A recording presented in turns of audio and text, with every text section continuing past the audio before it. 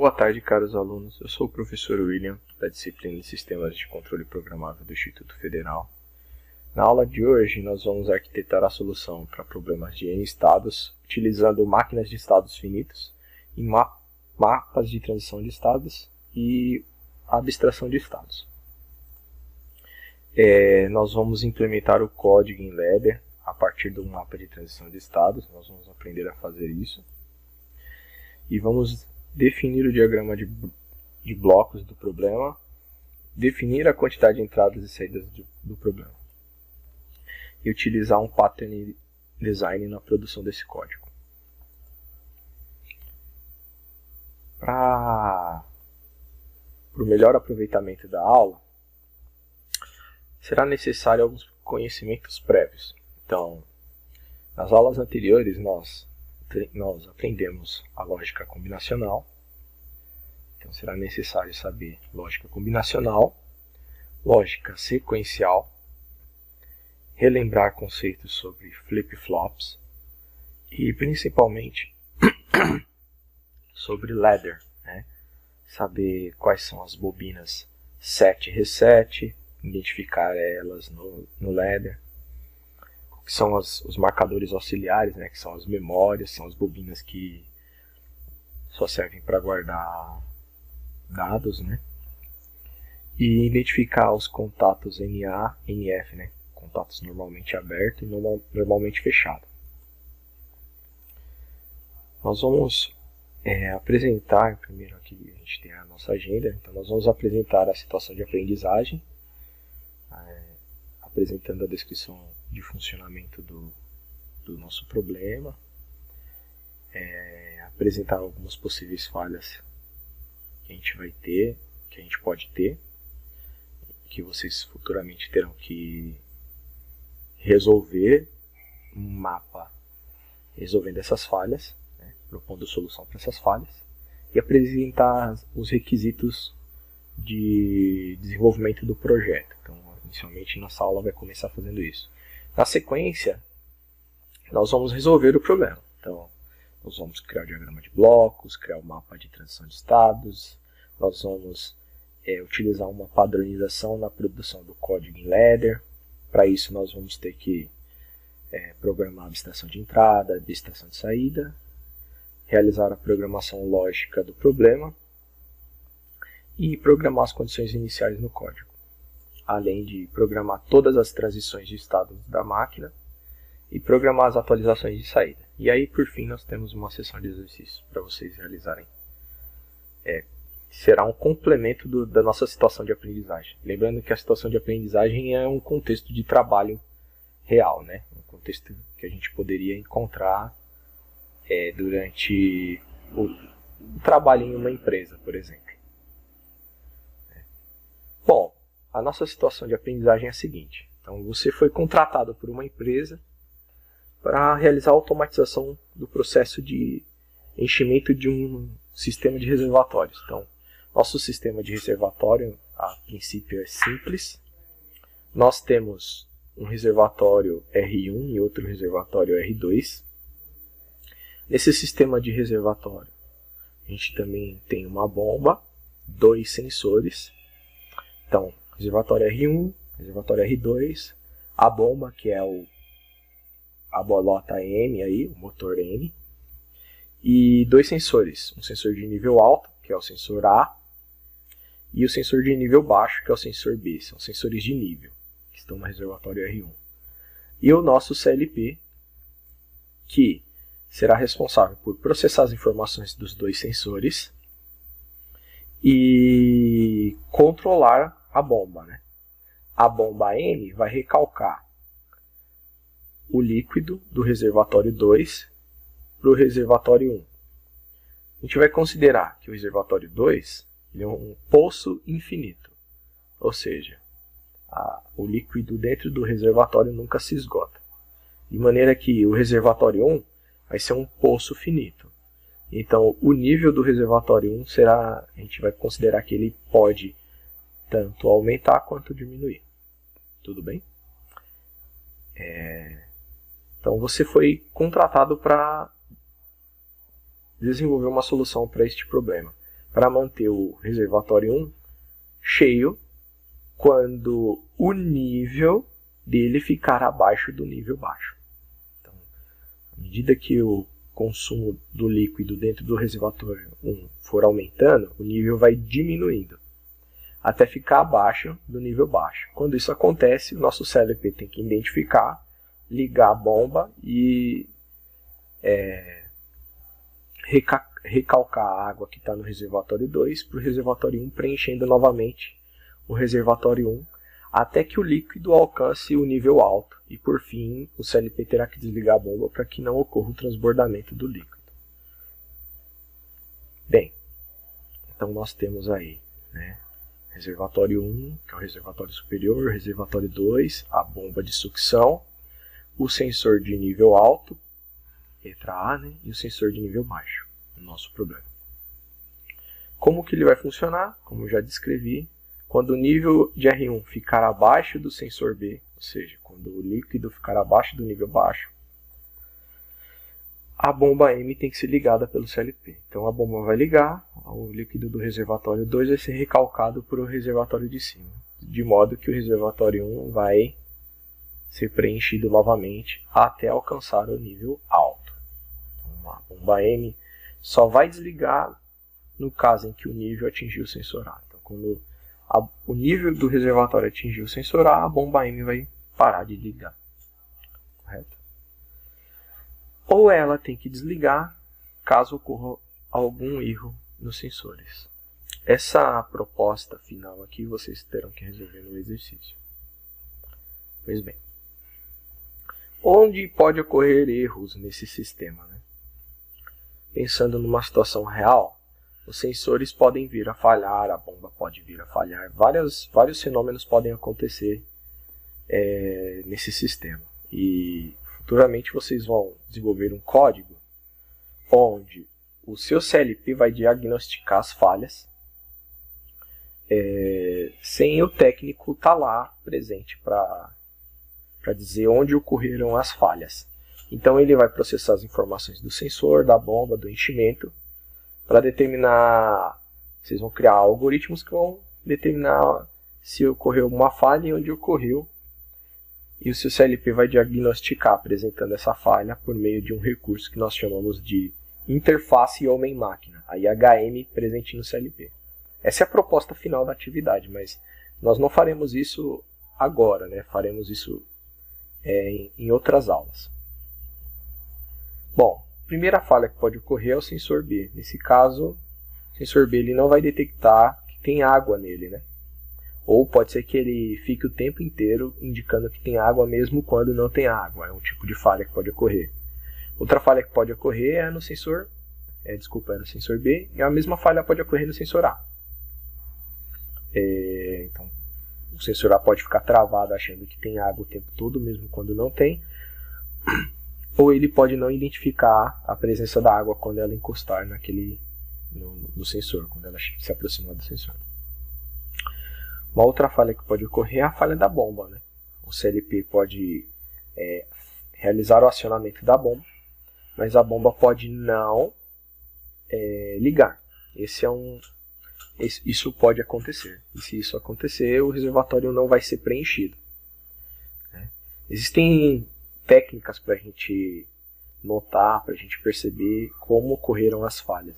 Por exemplo, o motor da bomba ele pode ser acionado e a gente pode estabelecer um tempo médio de preenchimento do reservatório 1.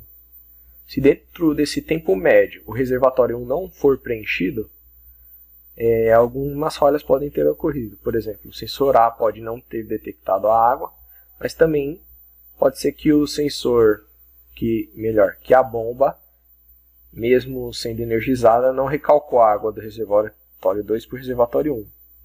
Demorou demais para preencher. Então a bomba pode estar com uma falha, ou o sensor A ter falhado, enfim. Alguns eventos a gente pode identificar. De acordo com a ordem dos eventos, a gente consegue identificar onde ocorreu a falha. Isso é possível. E a gente pode ter associação de falhas. Ao invés de acontecer a falha em um único elemento do sistema, pode acontecer em vários. Por exemplo, entre o sensor A e B, entre o motor e o sensor B, entre o motor e o sensor A, ou entre os três elementos, né? Então, futuramente, vocês terão que desenvolver um código para interpretar essas associações de falha, ou eventualmente a falha de um sensor, ou do outro, da bomba, enfim. Isso vai ser uma proposta de atividade futura. Mas seria algo ideal, né? Caso fosse requisitado pela empresa que vocês realizassem esse tipo de tarefa. Isso é possível, né? De ser requisitado. E é possível de ser desenvolvido uma solução para apresentar, para prescrever onde ocorreu a falha. Mas neste caso, o que foi requisitado? Por fim, foi requisitado que vocês determinassem a quantidade de entradas e saídas necessárias no CLP. Tá? Isso a gente faz para quê? Para determinar qual modelo de CLP consegue solucionar o problema, né? Para dimensionar o CLP. Determinar que tipo de entrada a gente vai utilizar, se vai ser uma entrada digital, uma entrada analógica, enfim. E a princípio nós vamos ter aqui 3 pedidos, né? Então, foi determinado que vocês produzissem os mapas de transição de estado, né, para uma máquina de estados finitos que, então, a princípio, o primeiro problema é que a gente construa uma máquina de estados finitos, que é o que a gente vai fazer nessa aula, que vai controlar diretamente o estado da saída do sistema. No caso, o estado da saída do sistema vai ser a bomba. Então, a gente vai controlar diretamente a bomba. Então, a princípio, nós vamos trabalhar com este requisito, né? Nós vamos determinar a quantidade de entrada, determinar o tipo de entrada e construir uma máquina de estados finitos para um mapa de transição de estados que vai controlar diretamente o estado da saída. Então, esse aqui é o que a gente vai solucionar hoje. Nas próximas aulas a gente vai resolver o mesmo problema, porém nós vamos criar um mapa de transição de estados onde a gente vai controlar a máquina, controlar a planta da máquina, uma planta, utilizando abstrações. Então a gente vai aprender uma outra técnica onde a gente vai abstrair informações, né? Pensar como se fosse um ser humano e construir o mapa como se fosse um ser humano, que neste caso aqui não vai ser uma solução ideal, né? A melhor solução, mas vai ser uma solução que nós como seres humanos pensaríamos na solução do problema. E por fim, a gente vai controlar a planta utilizando abstrações e detectando falhas na planta. Então, esse último requisito aqui, esse último projeto, aqui no caso são 3 projetos, né? Para 3 mapas no caso. Então esse último projeto vai ser uma proposta de uma atividade futura para que vocês realizem durante as aulas. Então agora a gente vai resolver o nosso problema. Pronto, bom. Para nós realizarmos a solução do nosso problema, a primeira coisa é a gente tem que construir um diagrama em blocos do hardware, né? Para facilitar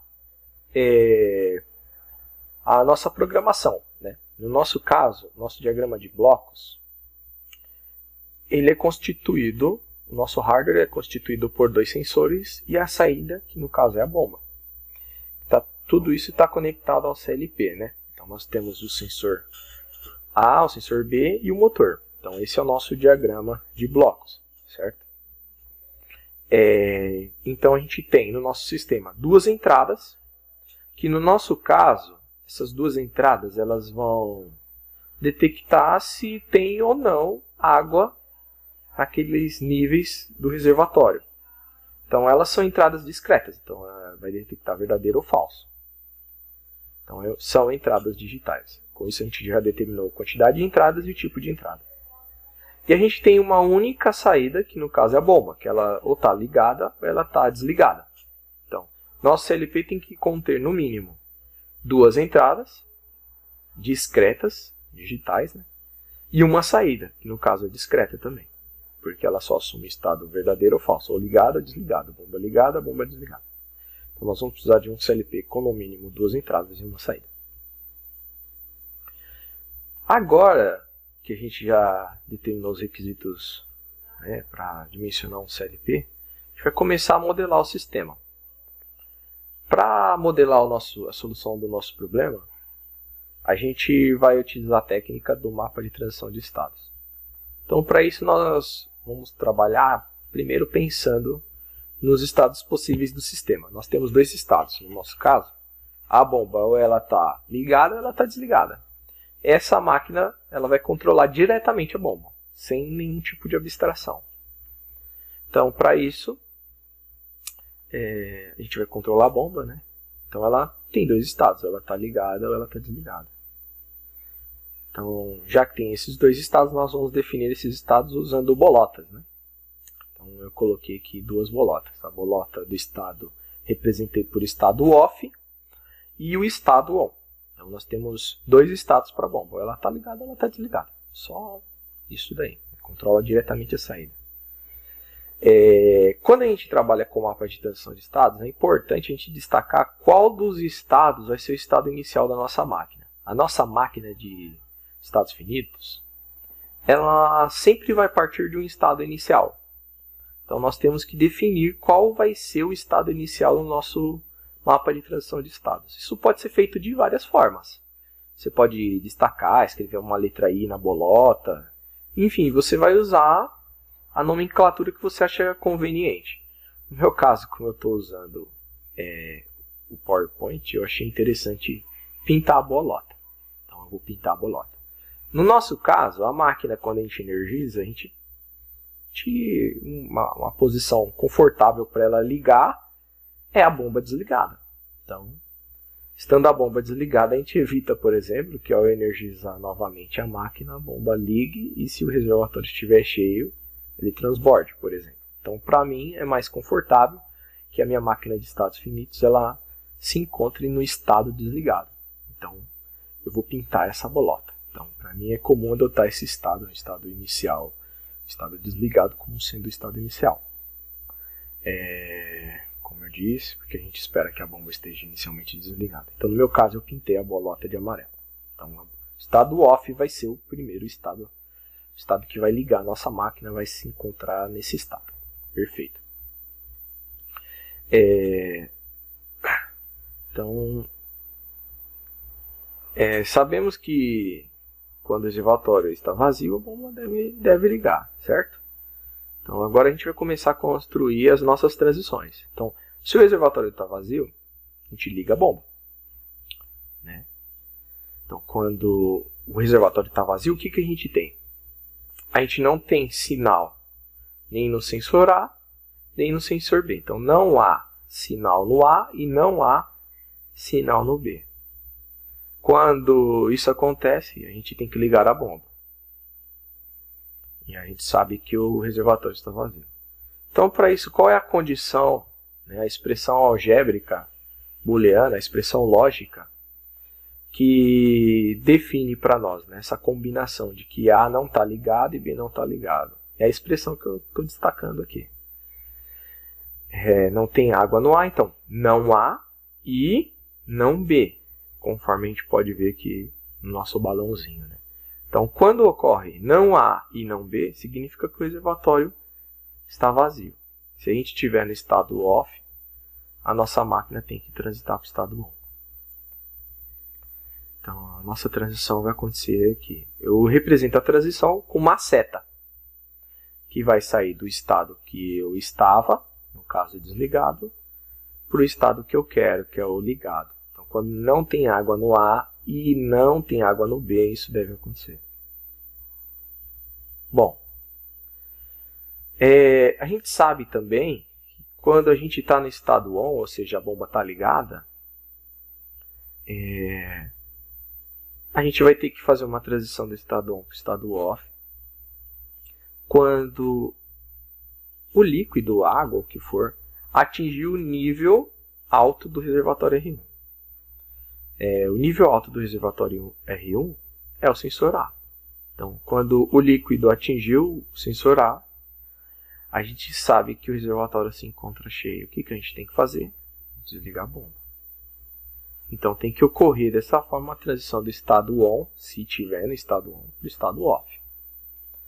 Eu vou representar isso utilizando o sinal do sensor A, porque ele é suficiente para a gente identificar que o reservatório está cheio, certo?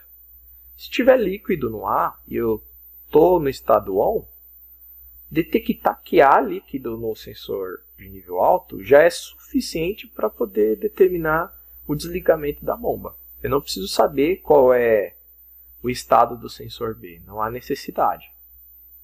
Então, a minha expressão algébrica que vai descrever que eu tenho que desligar a máquina é simplesmente o sensor A. Poderia escrever assim, olha, tem A e tem B. Poderia. Então, a expressão ficaria A e B. Mas não há necessidade, porque se há líquido no sensor de nível alto, já é condição suficiente para desligar a máquina. Então, nesse caso, a minha transição associada, ela só eu coloco essa seta, se eu estou no estado ligado, eu tenho que desligar a máquina quando a condição A, simplesmente A, acontecer. Quando A for verdadeiro, eu saio do estado ligado para o estado desligado. Então, não há necessidade de colocar quando tiver A quando A e tiver A quando B. Não tem essa necessidade. Bem, então agora nós vamos para a etapa de desenvolvimento do código. O código associado àquele mapa de transição de estados. Então, nós vamos padronizar a codificação do nosso programa. Nós vamos usar o que a gente chama de Pattern Design, ou padronização do desenvolvimento do programa, o design do programa. Então, nosso código em Ladder ele vai ser construído com regiões distintas. Nós vamos ter uma região que vai ser a abstração de entradas. Nessa região do código, nós vamos usar uma técnica, logo a seguir eu vou explicar, e ali vai conter o que a gente chama de abstração de entradas.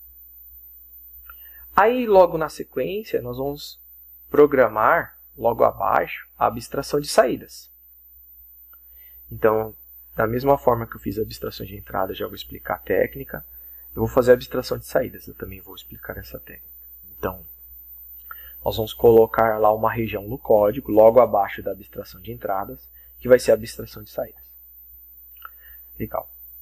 Por fim, nós vamos ter a lógica que soluciona o problema. Por fim, não. Logo abaixo da abstração de saída, nós vamos ter a lógica que soluciona o problema. Então, nós vamos programar toda a parte de transições do mapa, nessa seção de código, na seção chamada lógica. Cada uma das seções, nós vamos dar uma nomenclatura a ela. Então, a primeira seção eu vou chamar de abstração de entrada, a segunda seção, abstração de saída, a terceira seção de lógica, e por fim nós vamos ter a atualização das saídas. Essa é a última seção. Nessa última seção nós vamos usar uma técnica para controlar diretamente as saídas. Então nosso código vai ter 4 seções. Nós poderíamos fazer 5 seções, mas não há necessidade. Uma seção que seria interessante ter destacada seria a seção de inicialização do problema. Nossa máquina de estados não começa no estado off. Se ela começa no estado off, seria interessante, né?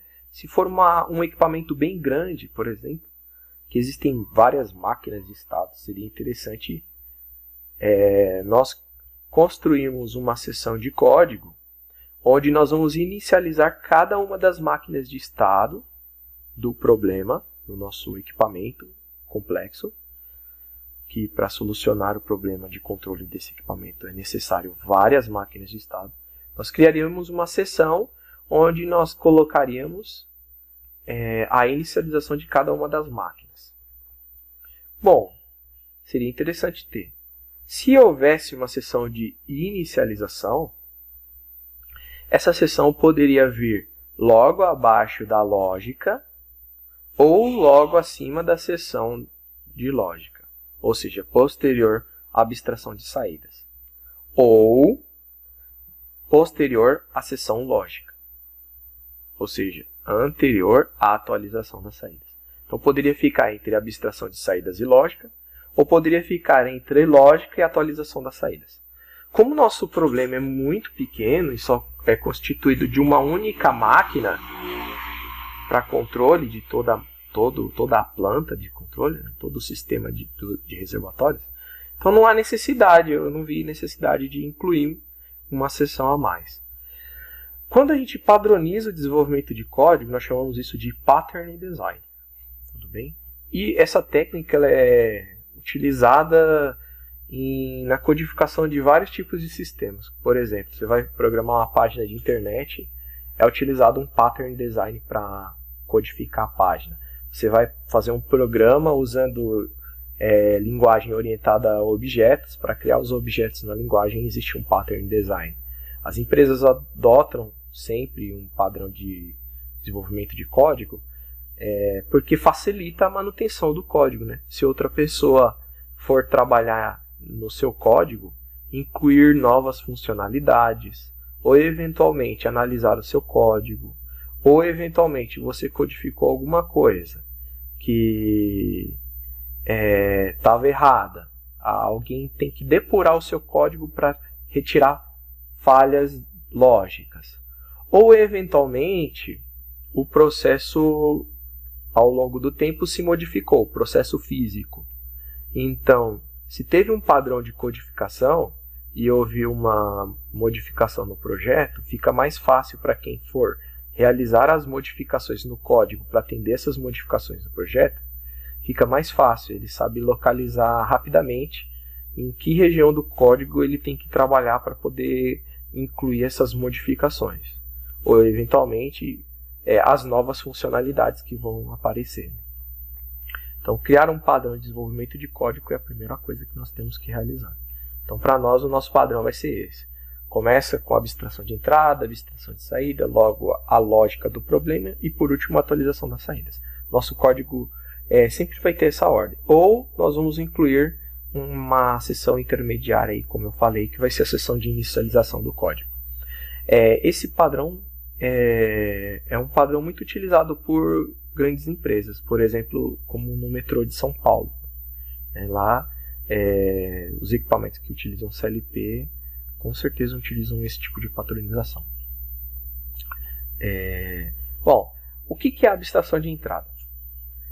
Para realizar a abstração de entradas do nosso sistema, nessa área, o que nós vamos fazer? Nós vamos ler as entradas do CLP e vamos espelhar o conteúdo dessas entradas para memórias auxiliares. Ou seja, a gente vai ler a entrada física, vai ver a conexão elétrica, vai ver o que tem lá, os zeros e uns, ou eventualmente os valores analógicos, dependendo do tipo de entrada. Vai copiar o conteúdo daquelas entradas, né, que seja discreto ou analógico. Vai copiar aquele conteúdo para memórias auxiliares. Ou seja, essas memórias auxiliares vão ser o espelho direto, né, a cópia direta dos valores das saídas. Isso é muito importante para nós. A gente vai ver por quê. Mas isso é muito importante para nós. Ao invés de utilizarmos no código, quando a gente for programar a parte lógica, ao invés de escrever diretamente o valor, usar a variável de entrada diretamente, nós vamos usar uma memória auxiliar que é a cópia do conteúdo dessa entrada. Então, ao invés de programar a lógica utilizando diretamente a entrada, nós vamos utilizar uma memória auxiliar. E o conteúdo dessa memória auxiliar é a cópia fiel do conteúdo da entrada física. Então, nós vamos pegar o valor da entrada física e copiar nessa memória auxiliar. Bom, em Ladder, as entradas elas são representadas pelas letras I. Toda entrada, toda variável de entrada começa com a letra I. Então, vamos supor que temos 10 entradas físicas no CLP. 10 parafusos para colocar fio, conectar sensor, botão, enfim. Nós vamos ter a entrada I01, I02 até a I10, ou I010, dependendo do modelo do CLP. Então, vamos ter várias entradas I, certo? Até a enésima entrada, como a gente pode ver aqui na observação. Até a IN. ou seja, a enésima entrada. Se tiver 100 entradas, vai ter até o I100, por exemplo. E as memórias auxiliares, elas são representadas geralmente pela letra M. Então, a quantidade de memórias auxiliares vai depender do modelo do CLP. CLPs mais modernos têm centenas ou, sei lá, milhares de memórias auxiliares. Mas a gente começa enumerando as entradas, as memórias auxiliares, como M01, M02, M03, até a enésima memória auxiliar. Se nós tivermos, por exemplo, 300 memórias auxiliares, então a última memória vai ser a M300, por exemplo. Então, a primeira coisa que a gente vai fazer na sessão de abstração é a gente vai abstrair, né? Nós vamos usar esse termo técnico de abstrair essas entradas, utilizando memórias auxiliares. Então, no nosso problema a gente tem duas entradas, né, que são os sensores A e B. Cada um desses sensores, as saídas desses sensores estão conectadas às entradas do CLP. Então eu vou ter que usar duas entradas, uma entrada para o sensor A e uma entrada do sensor B, ou seja, eu vou ter que ir lá prender esse sensor no parafuso do CLP, parafusar o fiozinho do sensor lá, do sensor A e do sensor B. Então eu vou usar dois parafusos, duas entradas físicas. Cada uma dessas entradas é representada por uma letra I. Então eu vou padronizar. Como eu estou usando dois sensores, eu vou já começar usando as duas primeiras entradas, por exemplo.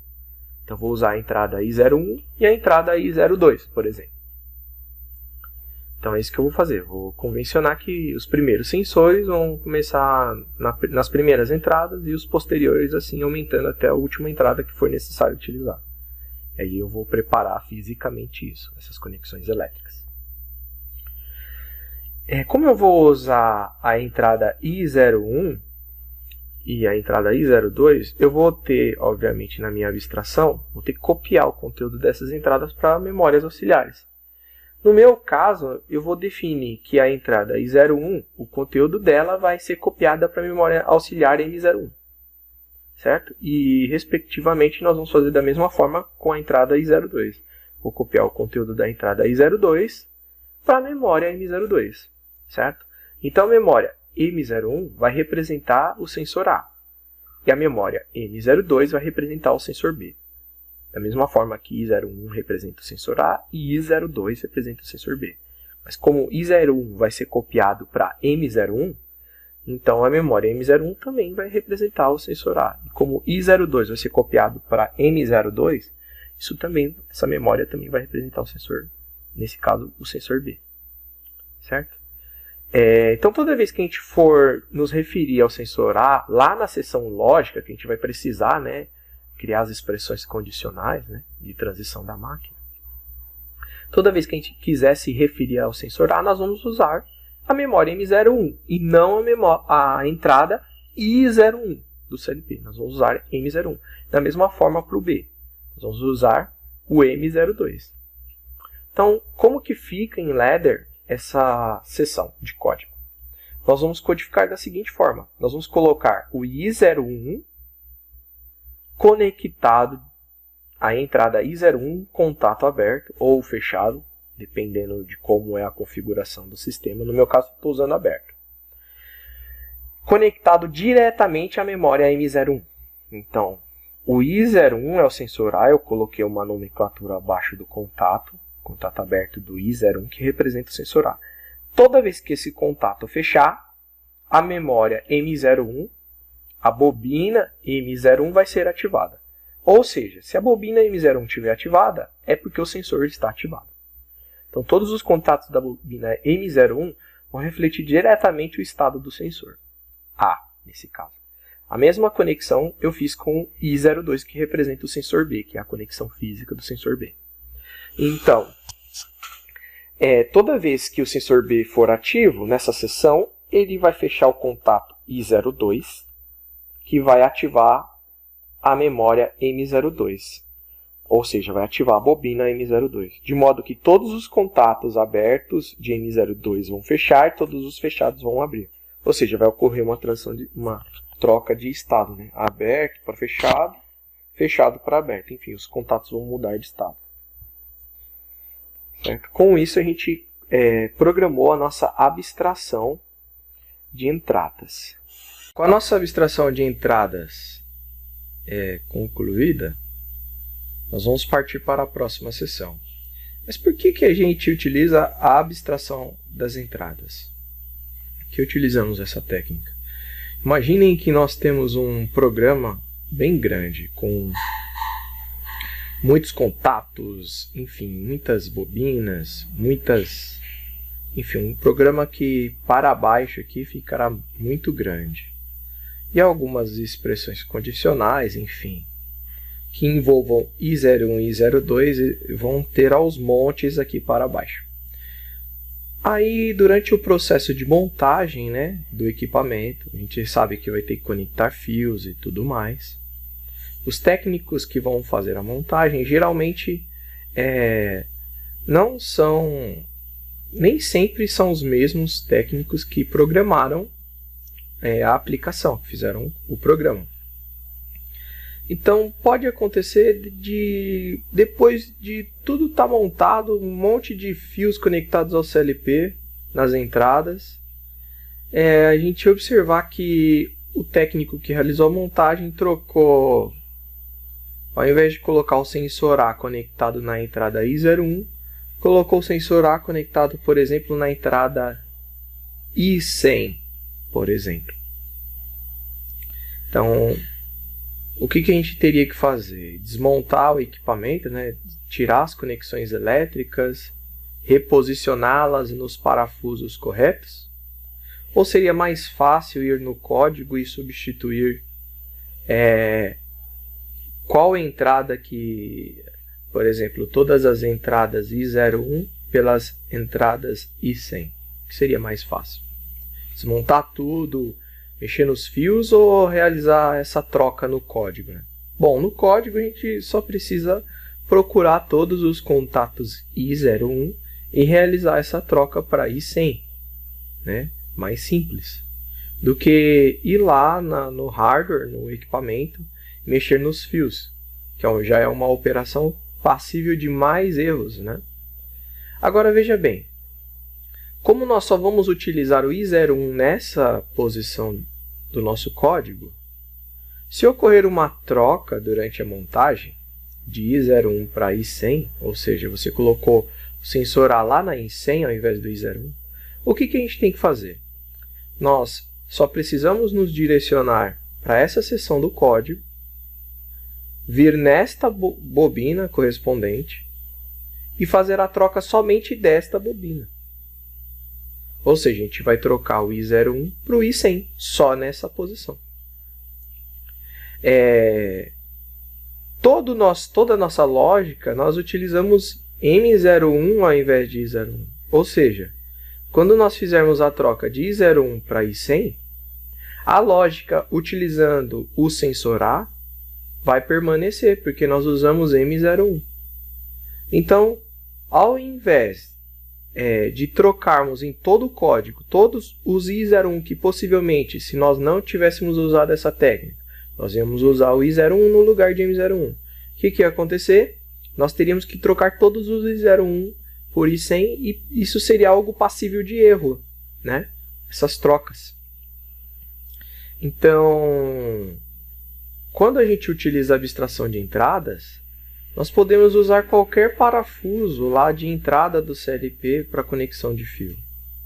Porque a troca no código é muito simples, basta a gente ir na seção de entradas e trocar, fazer a correspondência com a montagem. Esse procedimento, né, de verificação, de análise, de correspondência, do funcionamento da máquina com o código, nós chamamos de startup. Então, durante o processo de startup, nós poderíamos, por exemplo, corrigir uma falha como essa, uma troca de conexão elétrica. E seria muito rápido, né? Porque você iria nessa área de código e já saberia, opa, o sensor A está conectado a I01 no meu código, porém lá fisicamente no equipamento, o sujeito que realizou a montagem conectou o sensor na entrada 100 do CLP. Então basta eu vir aqui e substituir I01 por I100 só nessa área de código.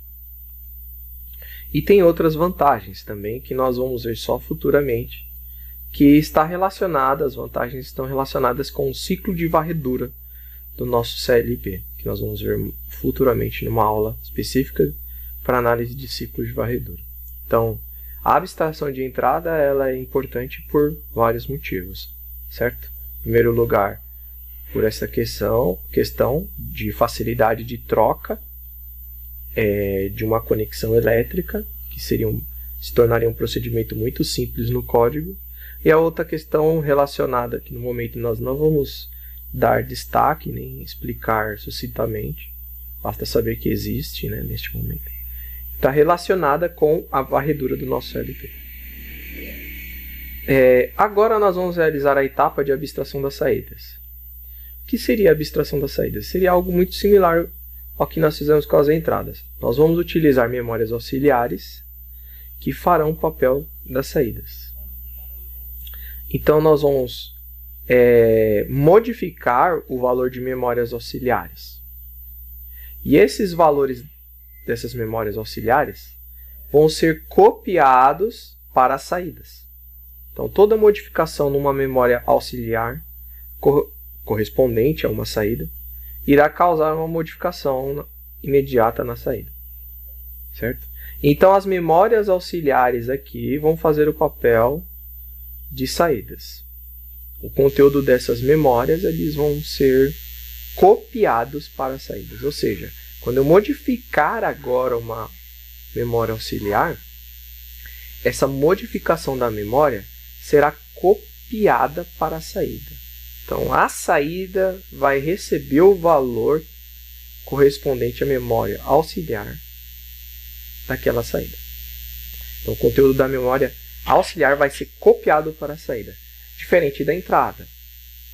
O conteúdo da entrada era copiado para a memória auxiliar, agora é ao contrário. O conteúdo da memória auxiliar vai ser copiado para a saída. Então, cabe uma observação que as saídas do CLP, né, são conexões elétricas, né, com parafusos, enfim, com algum mecanismo onde a gente coloca o fio que vai conectado a algum equipamento do lado de fora do CLP. No nosso caso, por exemplo, é um motor. Então, nós vamos ter toda uma interface que vai acionar o motor, certo? Essa interface ela está conectada ao CLP, a uma saída do CLP. No nosso caso, é uma saída Q.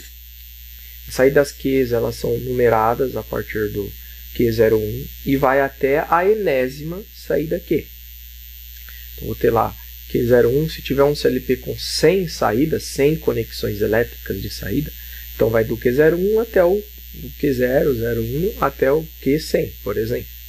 Então, vai da primeira saída até a enésima, até a última saída. Tudo bem? Então, nós vamos ter que agora abstrair as saídas, né, usando as memórias auxiliares. Nosso problema, nós só temos uma saída que é a bomba. E a gente vai convencionar que se a gente tivesse 2, 3, enfim, nós vamos fazer a conexão dessas saídas, né, no caso a bomba, da primeira saída do CLP até a última. Se eu tivesse 3 equipamentos para serem controlados pelo CLP, então eu teria 3 saídas, né? Seria conectado um equipamento na Q01, outro equipamento na Q02, enfim, até o enésimo equipamento do sistema. No nosso caso, a gente só tem uma bomba. Então, nós vamos convencionar que a nossa bomba M, a bomba que vai realizar a sucção do reservatório 2 para o reservatório 1, vai ser conectada diretamente à saída Q01.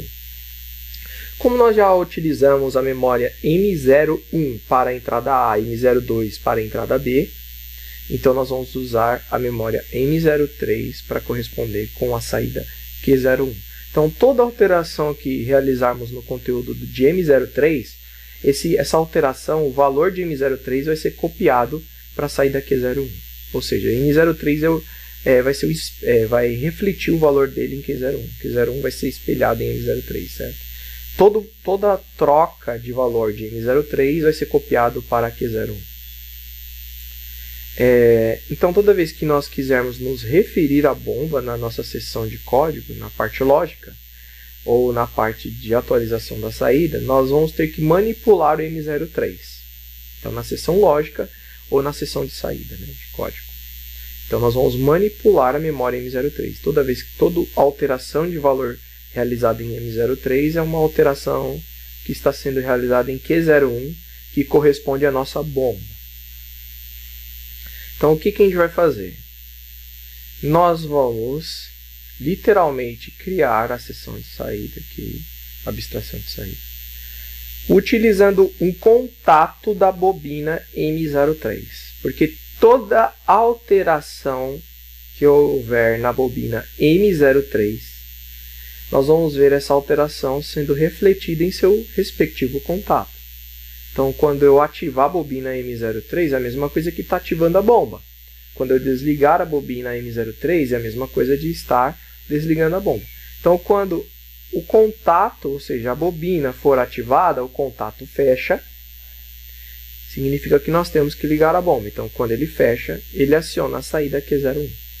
Com isso, nós fizemos a nossa abstração de entrada, de saídas. Nesse caso, aí cabe novamente o mesmo comentário, né? Nós temos várias saídas no CLP. Se eventualmente o técnico que for realizar a montagem do CLP no equipamento, ele trocar a bomba, ao invés de conectar a bomba no parafuso da saída Q01, ou na conexão elétrica de Q01, conectar lá na Q300, por exemplo, basta nós virmos aqui nessa seção de código e alterar só o de Q01 para Q300 aqui. Não haveria necessidade de fazer a modificação no restante do nosso código, certo? Então, não precisaria ter todo esse trabalho, né? E substituindo em toda a parte de baixo, na seção de lógica, enfim. Porque só nesta região aqui que nós utilizamos a bobina Q01. Todo o resto do código, toda a parte lógica, foi construída usando a bobina M03, nosso marcador auxiliar, nossa memória auxiliar. Então, toda alteração que foi realizada em M03 vai ocasionar uma imediata alteração em Q01. E Q01 corresponde exatamente à nossa bomba. Agora nós vamos para a nossa seção de lógica, né? A seção que nós vamos programar toda a lógica de funcionamento da nossa máquina.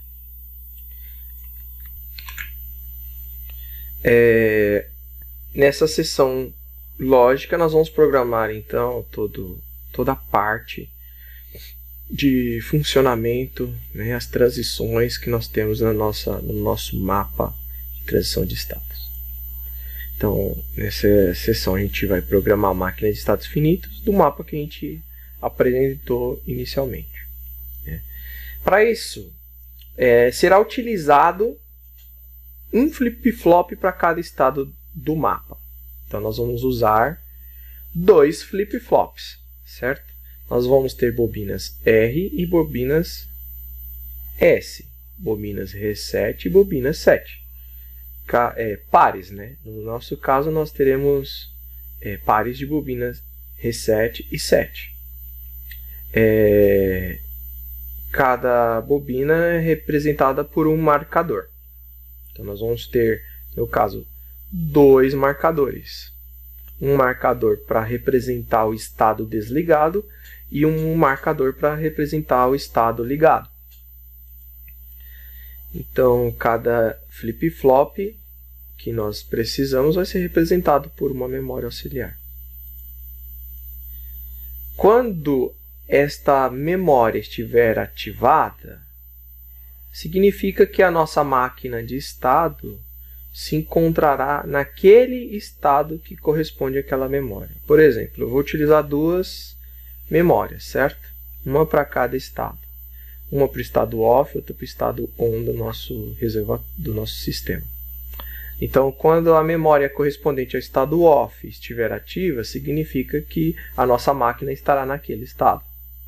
Quando a memória do estado on estiver ativa, significa que a nossa máquina estará no estado on.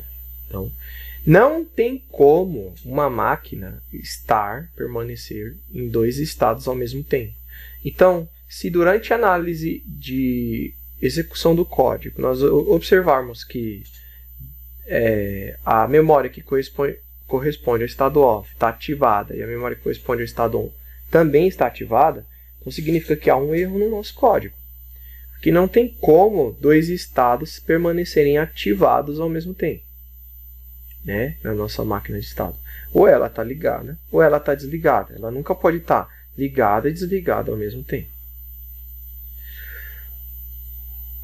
Bom, o que nós vamos programar são as transições do mapa, né?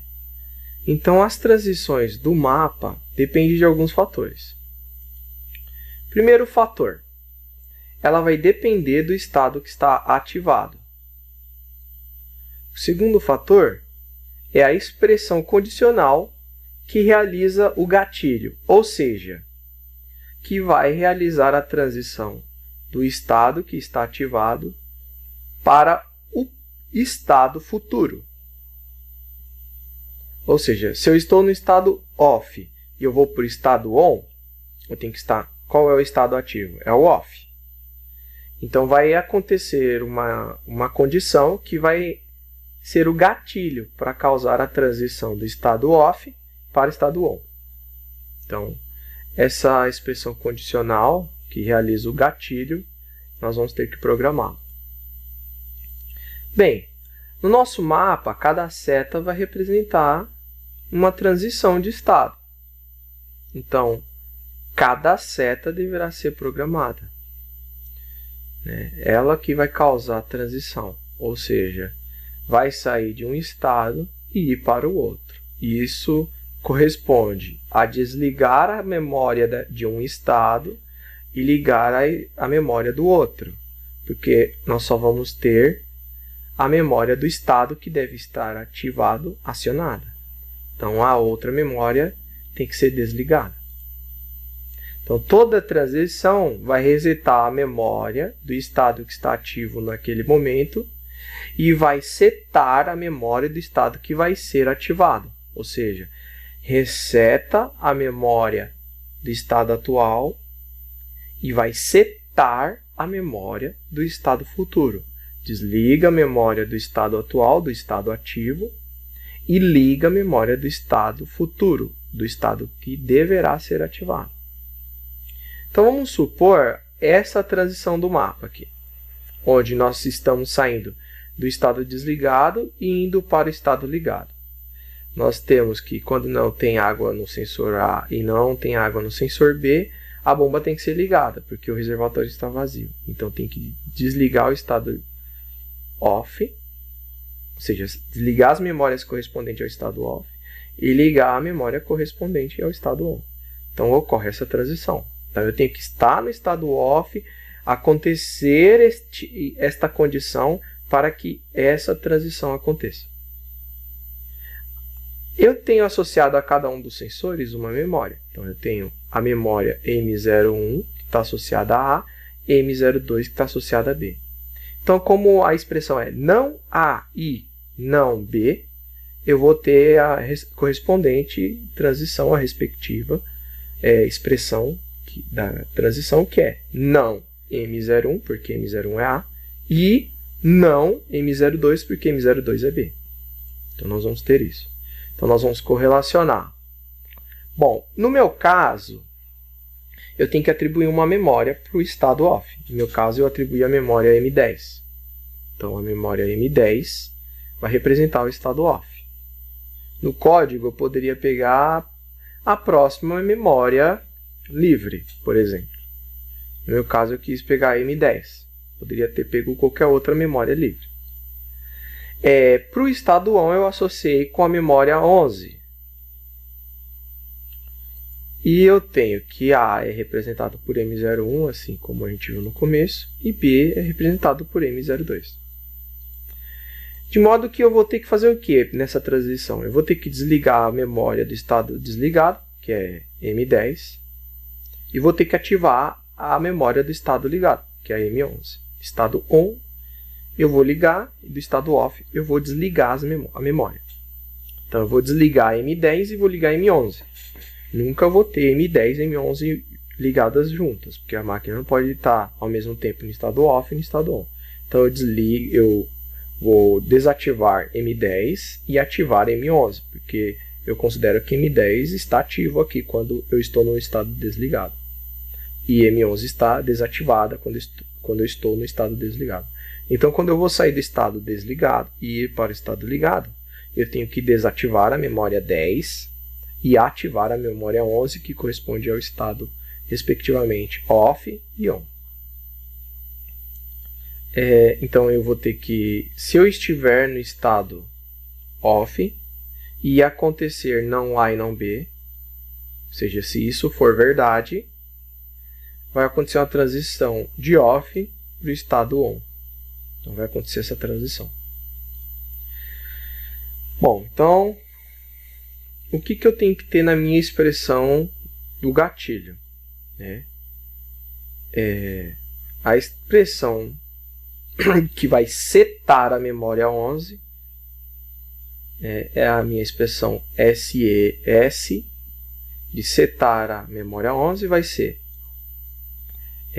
setar a memória 11 e eu vou ter uma expressão eu vou ter uma expressão S que vai setar a memória 11 e uma expressão R que vai resetar a memória M10.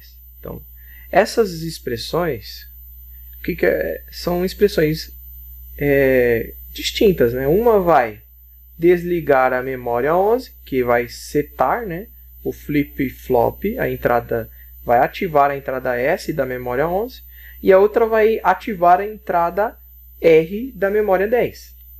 Então, são duas expressões que eu tenho que criar, e essas expressões elas são ativadas por esse gatilho, certo?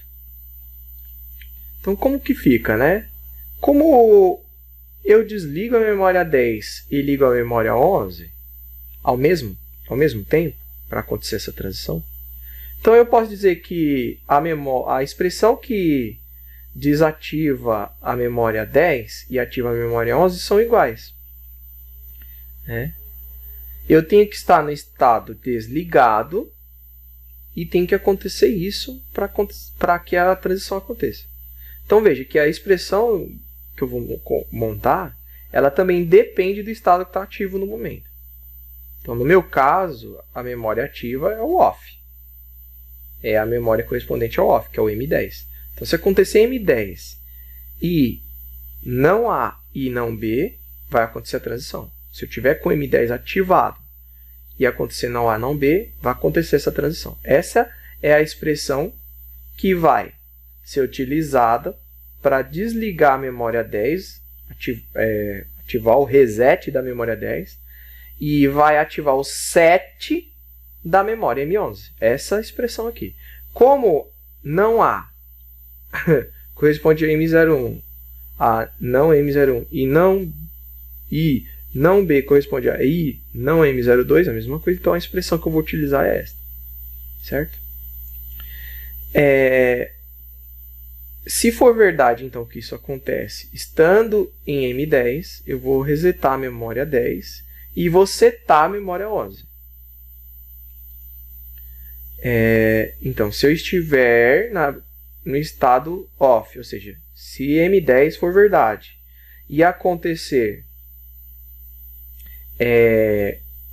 de não A e não B ser verdade, eu vou desligar a memória 10, ou resetar ela, e setar a memória 11. Então, se estamos no estado off e acontece não A e acontece não B, transitamos de off para on.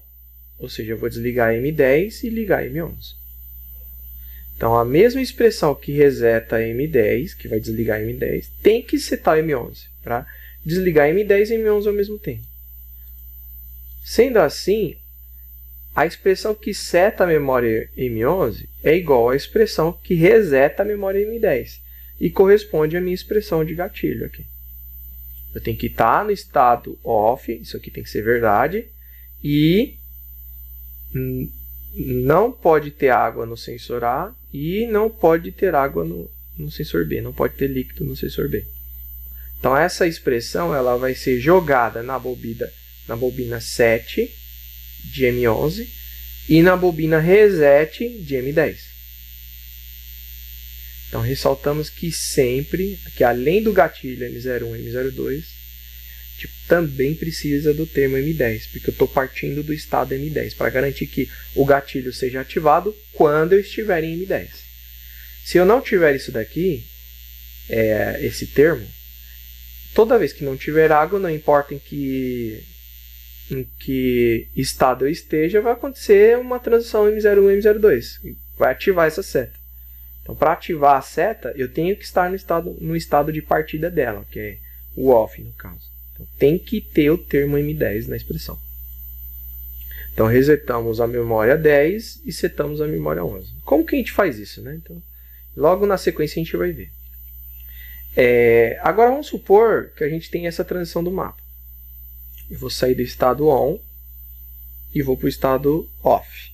Ou seja, se eu estiver no estado on e a caixa estiver cheia, ou seja, a água ou líquido está no sensor A, então vai acontecer a transição do estado ligado para o estado desligado. Então a gente tem essas correlações, né? A memória correspondente a off é o M10, continua sendo a mesma memória. A 11, memória 11 corresponde a on, e a memória correspondente ao sensor A é a M01, porque a gente usou a nossa abstração de entrada. De modo que, o que a gente tem que fazer para poder fazer a transição do estado on para o estado off? Nós temos que desligar a memória M11, que corresponde ao estado on, e ligar a memória M10. Então, nós resetamos M11 e setamos M10. O flip-flop, vamos ativar a entrada reset do flip-flop da memória 11 e ativar a entrada 7 do flip-flop da memória 10. Então, caso a gente esteja no estado on e A seja acionada, então nós vamos transitar para o estado off. Então, vai desligar o on e vai ligar o off. Então, no lugar do sensor A, eu já represento aqui no meu mapa a memória que corresponde ao sensor A.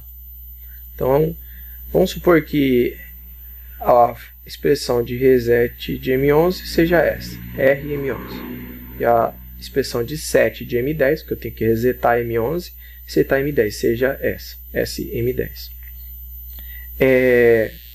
Quando acontece de estarmos no estado on, ou seja, M11, e o evento A ocorre. O que é o evento A? O líquido encostou no sensor de nível alto.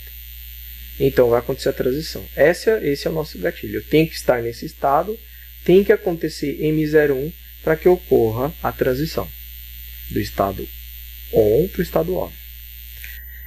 Lembrando, sempre nós temos que ter a memória de onde está partindo a nossa transição no termo da expressão. Sempre. Então, se ela for verdade, se isso for verdade, nós vamos resetar. Se eu estiver no estado on e tiver água no nível alto, eu vou desligar a memória 11 e vou ligar a memória 10. Então, se isso for verdade, eu reseto M11 e seto M10. Então, se estamos no estado on e acontece o evento A, nós vamos transitar do estado on e vamos para o estado off. Então, a mesma expressão que a gente vai utilizar para desligar o estado on, nós vamos usar para ligar o estado off, certo? Resetar a memória 11 e setar a memória 10, mesma expressão. Sendo assim, como as expressões são iguais, porque o evento de transição vai desligar uma memória e setar outra, nós vamos usar a mesma expressão para resetar e para setar. A expressão que seta a memória 10 é a mesma expressão que reseta a memória 11. Então, a expressão qual que era? Se eu estiver no estado on, ou seja, M11 ativo, se ele estiver ativo, eu estou no estado on. E acontecer de ter água no nível alto, então vai acontecer a transição do estado on para o estado off. Eu vou setar M10 e resetar M11. Então, as expressões são as mesmas, né?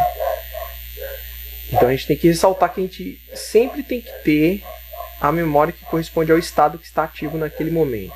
Além, obviamente, do termo de gatilho aqui. Então nós vamos resetar M11 e setar M10. Agora nós vamos tratar a respeito das condições iniciais do nosso código. Para estabelecer condições iniciais, no nosso caso, nas nossas máquinas de estado, nós devemos sempre estabelecer uma condição inicial. Em qual estado a máquina tem que se encontrar. Então, para isso, nós temos memórias auxiliares, né? Com algumas funções especiais. Mas essas memórias auxiliares não têm várias funções, elas realizam várias funções. Só que uma das funções especificamente, nós vamos usar para estabelecer o estado inicial das nossas máquinas de estado, que é um trecho do nosso código. As funções especiais no CLP que nós estamos utilizando na aula, elas se encontram numas memórias que a gente não pode usar. No nosso caso, porque elas têm funções especiais. Uma área de memórias auxiliares que tem funções especiais. Todo CLP tem uma área assim. No nosso CLP, que é o clique 02 da VEG, essa região de memória ela está compreendida entre a memória M31 até a memória M3F. Então, essa região de memória nós não vamos utilizar como memórias marcadores normais, porque elas são memórias com funções especiais. Então, eu vou ressaltar aqui duas funções especiais que nós temos, que é a memória M31.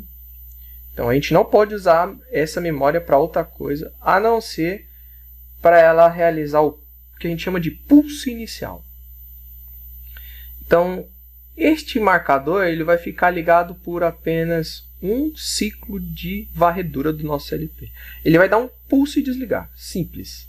Ele só vai fazer isso, dar um pulso. Liga, desliga. Ponto final, e nunca mais acontece isso durante a execução do programa. Toda vez que nós alimentamos o CLP, essa bobina aqui, esse marcador M31, ele vai ligar e desligar rapidamente. Ele vai ligar por um ciclo de varredura. Aí um outro exemplo de função especial é da bobina M32. Essa bobina, ela fica, independentemente de qualquer coisa que você faça no programa, ela só tem uma função especial, que é oscilar, ficar ligando e desligando numa frequência de 1 Hz. Então ela fica meio segundo ligada, meio segundo desligada. Durante toda a execução, enquanto o CLP estiver alimentado, ela vai ficar fazendo isso. Ligando, desligando. Um pisca-pisca. Liga, desliga. Então nós ressaltamos duas memórias aqui, a M31 e a M32, certo? Até a memória M3F, nós vamos ter funções pré-definidas. Então nós devemos reservar o uso dessas memórias, para essas funções aqui que a gente está destacando.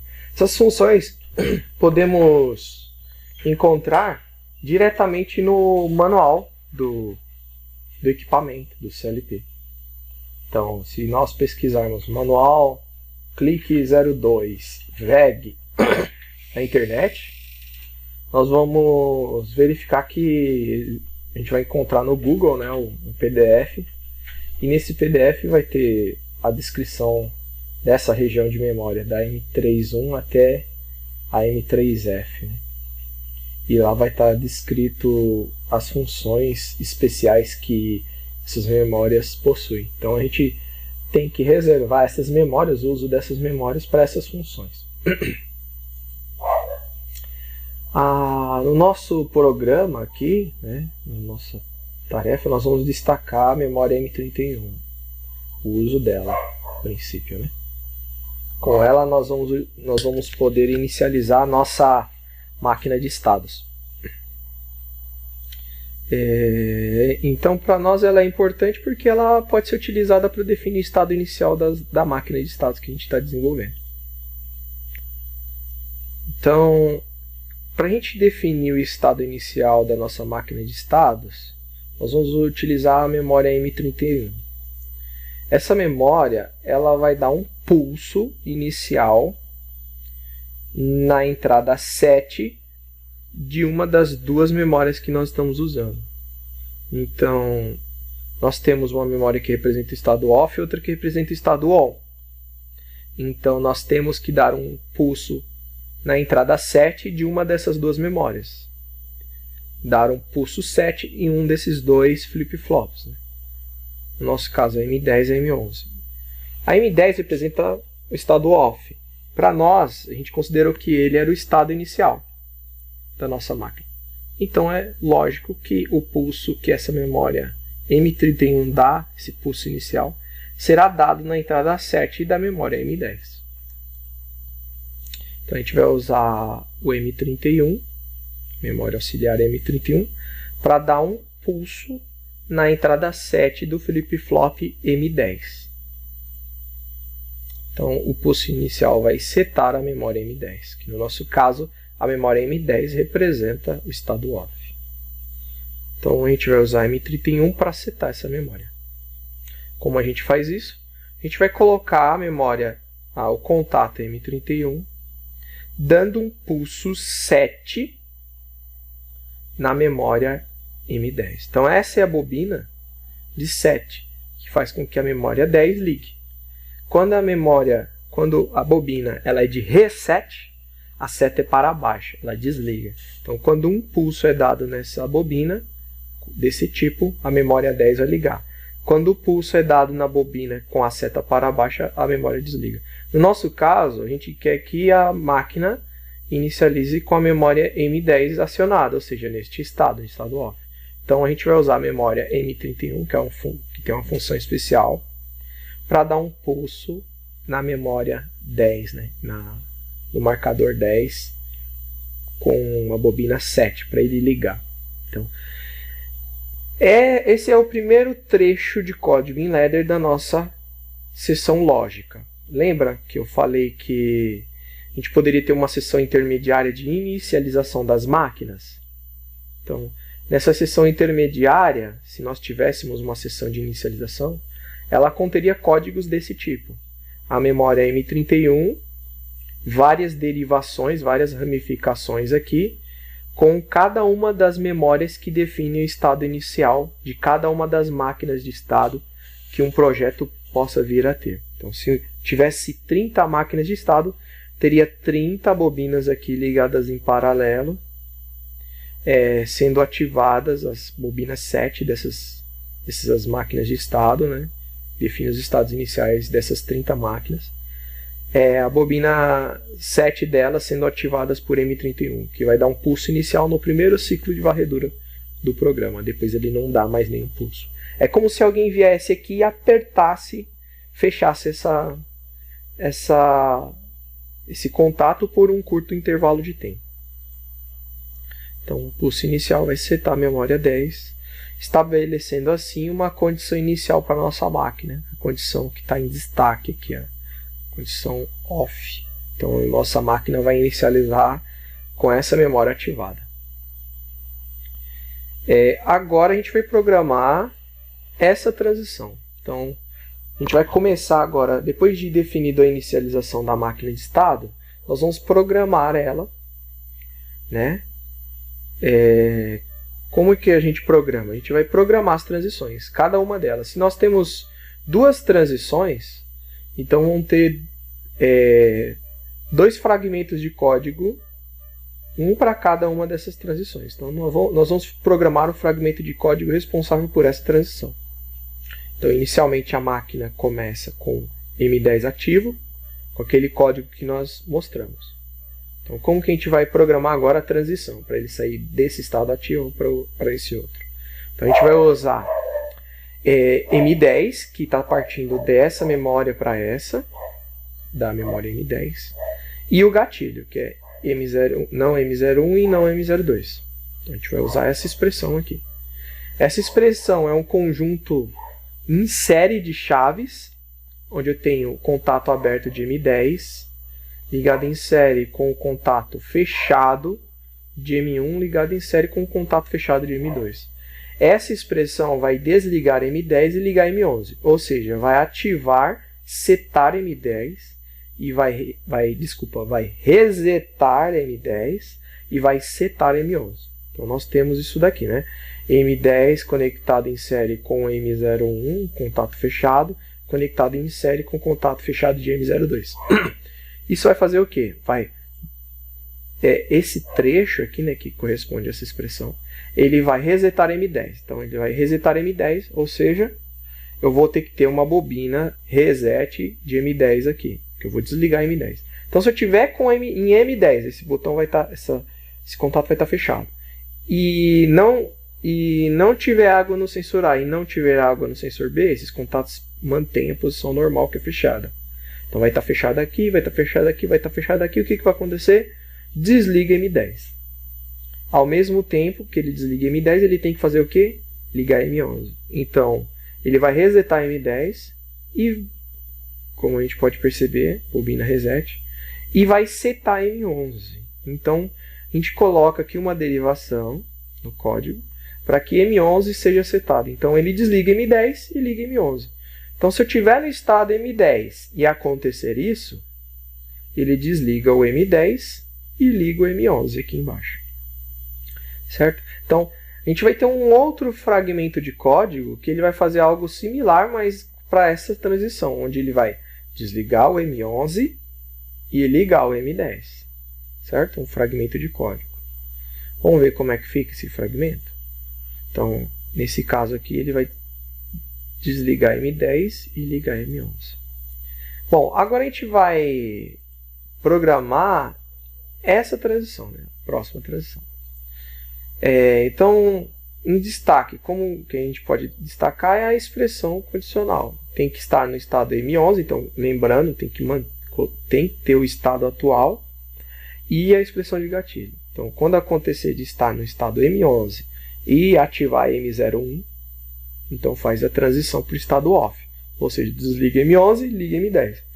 Então, essa expressão são dois contatos abertos ligados em série. Então, eu tenho o contato de M11, que é o estado on, conectado em série com M01, que é a expressão de gatilho. Então, se eu estiver no estado on, que é o bobina M11 ativa, e acontecer do sensor A ser ativado, o que ele tem que fazer?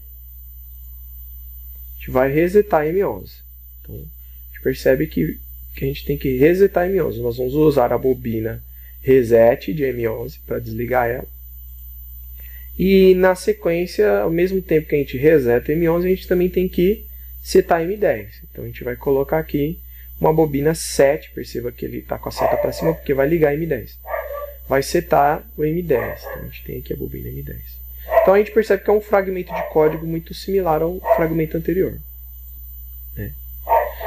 Agora que a gente programou a nossa máquina de estados, a gente colocou todas as transições, a gente vai para a nossa última seção de código, que é a atualização das saídas, né? Até o presente momento, nós não mexemos com a saída, que é a memória M03. Então a gente vai trabalhar nessa seção de código agora. Nessa seção de código, então, nós iremos programar a lógica combinacional, que vai ser responsável. Lembrando, não é uma lógica sequencial, é uma lógica combinacional, que vai ser responsável pelo controle da saída. Então, mediante a combinação dos estados da máquina, de estados, então, em alguns momentos, dependendo, né, do projeto, mais de um estado da máquina é responsável pelo acionamento de uma mesma saída. No nosso caso, a gente só tem um estado que ativa a saída, mas muitas vezes a gente tem mais de um estado que é responsável pelo acionamento de uma única saída. Então, mediante a combinação dessas chaves que representam cada um dos estados, ou seja, uma lógica combinacional desses estados, a gente vai ativar a saída. né? Muitas vezes 2, 3 estados diferentes ativam uma saída. Então a combinação desses estados, essas memórias, né, que representam esses estados, contato delas, vão ser combinados de uma maneira que toda vez que a máquina de estado se encontrar naquele estado, a saída tem que estar ativa, né?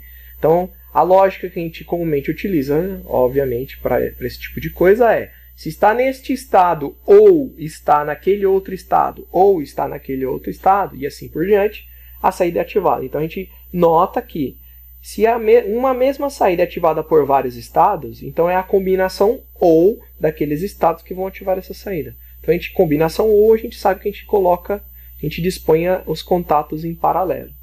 Então, o contato de um estado 1 ou um contato do estado, sei lá, 2, estado B, estado C, ativam a saída X. Então é uma combinação ou dessas chaves. No nosso caso, a gente só tem um estado que é responsável pela ativação da saída, que é o estado ON. Então a gente não vai ter uma combinação assim muito complexa, que nada mais que a gente vai fazer, nada mais é do que utilizar a memória daquele estado ativando diretamente a saída. Não tem outro estado, então não vai haver uma lógica combinacional complexa. A lógica será simples, né? Então, geralmente, nessa seção de código, a gente vai analisar, né, a lógica combinacional dos estados que vão ativar a saída, né?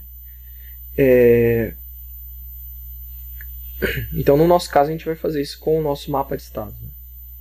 Então, no nosso caso, o que a gente vai fazer? Será utilizado a combinação lógica da chave e das memórias que representam os estados de acionamento da saída. Então, no nosso caso, a gente só tem um estado. Então, o estado que é responsável pela ativação da saída é o ON, que está atrelado à memória M11. Então, quando essa memória aqui estiver ativa, significa que eu estou nesse estado. Então, a bomba tem que estar ligada. Então, a memória M11 é que tem que ligar a bomba, né? Então, o contato de M11 tem que controlar a saída. Como a nossa saída, a gente usa M03 para abstrair a saída do CLP, que no nosso caso é o Q01, né, a saída. Só que M03 controla diretamente a saída Q01. Então, no nosso caso, a nossa memória M11, que representa o estado ligado, vai ter que ativar M03. Ativando M03 ativa Q01. Ou seja, quando M11 ativa M03, indiretamente estaremos ativando a saída.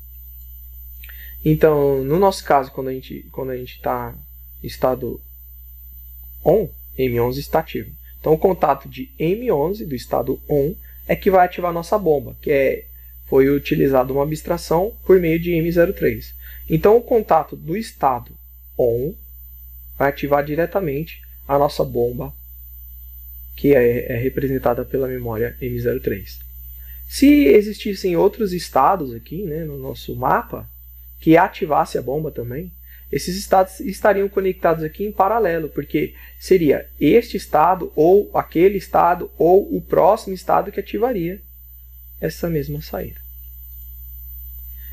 Então, eu vou deixar aqui o nosso código completo, né? Como não cabe ele perfeitamente na nossa tela, eu vou deixar aqui um print, né, da imagem contendo todo o código em 2 colunas. Vamos observar. Então, aqui está o nosso código completo. Então, aqui a gente deixa em destaque a área do código, onde a gente tem a abstração das entradas. Logo abaixo já temos no código a abstração das saídas. Aqui abaixo é esse trecho de código. Como não coube aqui, eu tive que trazer para cá no vídeo. Então, essa outra região aqui, ó, é a nossa região lógica. Tudo isso daqui é a nossa região lógica. A gente tem a inicialização, que poderia ter sido colocado, né, numa seção de código à parte. Eu não quis, como é uma máquina pequena, cabe só uma inicialização simples. Na seção lógica, então, a gente teria um pedacinho aqui, ó, que se representa a inicialização da nossa máquina, no estado off, que é a memória M10. Aqui a nossa primeira transição, que é a transição em que, se eu estou no estado off e acontece isto, Então, eu saio do estado off e vou para o estado on.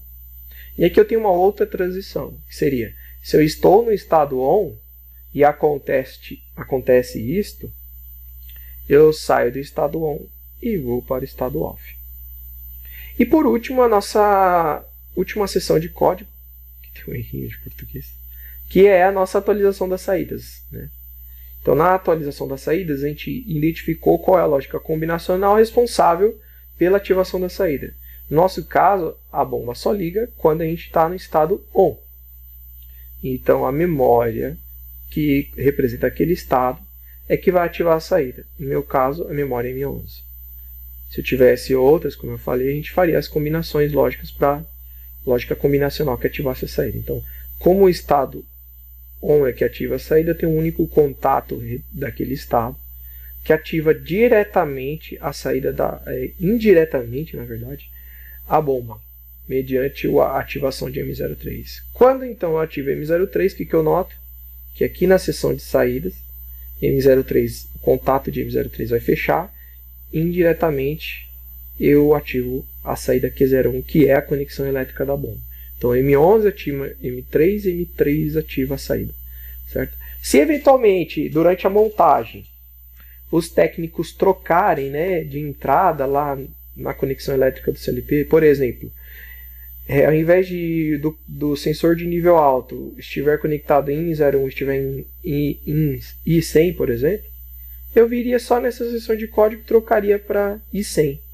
Nada mais aqui seria modificado, porque como eu fiz todo o código, toda a parte lógica aqui, ó, das combinações dos sensores, eu usei M01, então se eu trocar no hardware, na conexão física aqui, de uma entrada para outra não vai fazer diferença, é só eu vir aqui rapidamente, fazer uma troca aqui de I01 para I100, por exemplo. E o mesmo acontece aqui em I02 e o mesmo acontece aqui em M03, que representa, em Q01, que representa a bomba, né? Por exemplo, se fosse a conexão elétrica foi trocada para Q200, eu viria aqui e trocaria para Q200 ao invés de Q01. Então, o nosso padrão, o nosso pattern design de código é esse. Nós temos a seção de abstração de entrada, seção de abstração de saída, logo na sequência a lógica do programa. Dentro da lógica eu poderia assim destacar que eu tenho uma seção de inicialização, onde eu tenho uma memória com função especial, que a função dela é dar um pulso para inicializar a máquina no estado que eu quero. No nosso caso aqui o estado off, certo? Então aqui teria a minha seção de inicialização dentro da lógica. E na sequência eu tenho todas as transições. Como eu tenho duas transições, então eu tenho esse trecho de código que representa uma transição e esse outro trecho de código que representa uma outra transição. Estado, se eu estou no estado off, vai do estado off para o on. Se eu estou no estado on, sai do estado on, vai para o estado off. E lembrando, toda transição ela é realizada com um par de bobina reset E7. Reset E7. Se eu tivesse outras transições, sempre cada transição viria com um par. Com isso a gente finaliza a nossa aula e vamos para a prática computacional, né? Onde a gente pretende programar isso mediante o uso do software Click02, que é a ferramenta, a interface de desenvolvimento da empresa VEG. Muito obrigado pela atenção de todos. Espero que tenha esclarecido muitas questões.